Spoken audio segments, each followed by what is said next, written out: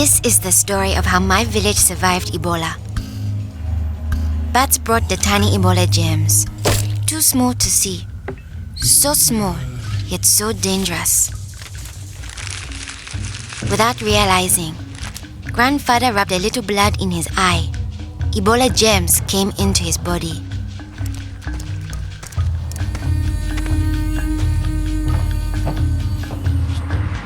Days went by. Then Grandfather got a terrible fever and weakness. We thought it was malaria, but he was soon much worse. He had vomiting and diarrhea. His fever got even higher. I ran to get the nurse. But Grandfather had already died. I was heartbroken. The nurse thought it might be Ebola, a disease caught from bush meat, but which spreads from person to person. Others in our region had already died of this new disease. Unless we understood the disease and followed their rules, it could spread further and kill many more people. She explained that Ebola was in the body fluids of someone who was sick or had died of Ebola.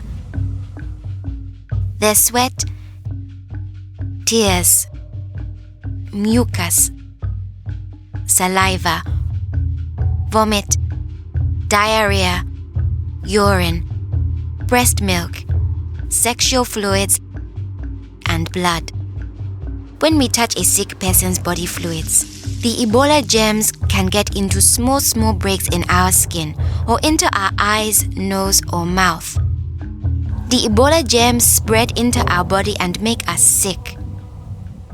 When somebody dies of Ebola, that body is much more contagious. No one should ever touch the dead body. The nurse advised us to wash our hands with soap and water right away. She contacted the trained burial team to help us bury Grandfather's body safely. The burial team came. They comforted us and explained what they had to do to protect us.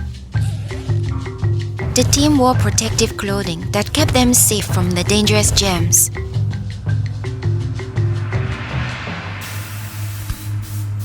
They sprayed Grandfather's room and his body with chlorine to destroy the Ebola germs. They put his body safely away in a bag. To prevent the spread of Ebola, no one could touch the body of anyone who had died with signs of the disease.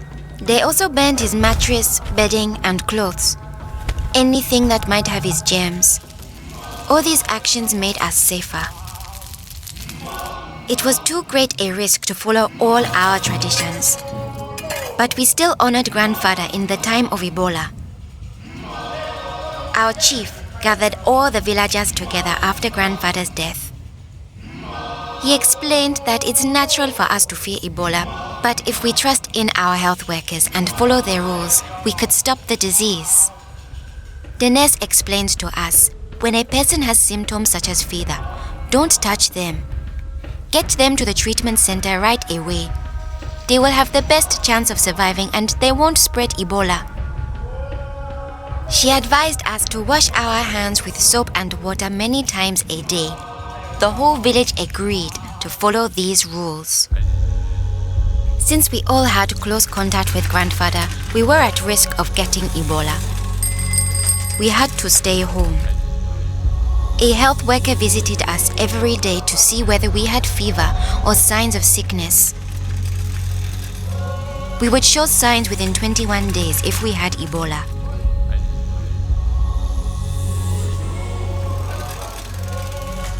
Many days passed, and I thought we would all stay healthy.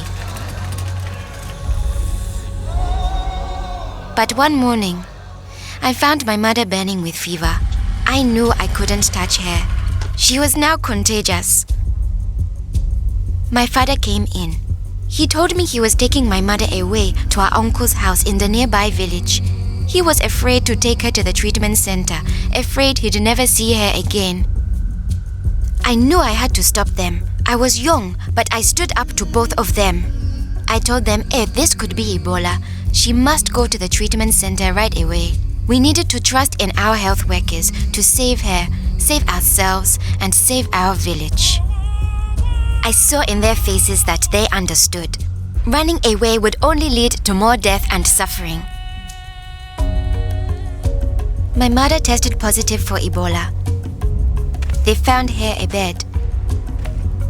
At first, the health workers looked scary, but I knew they wore the suits to protect themselves, and inside they were normal people like the nurse.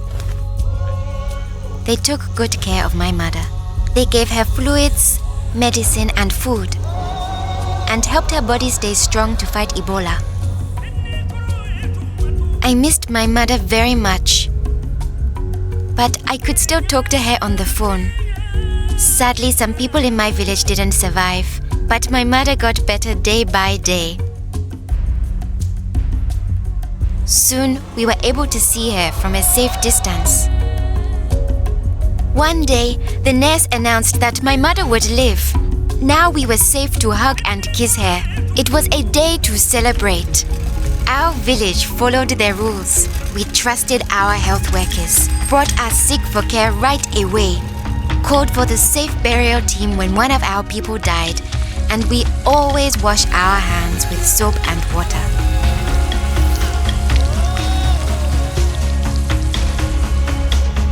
Our village survived Ebola. Yours can too.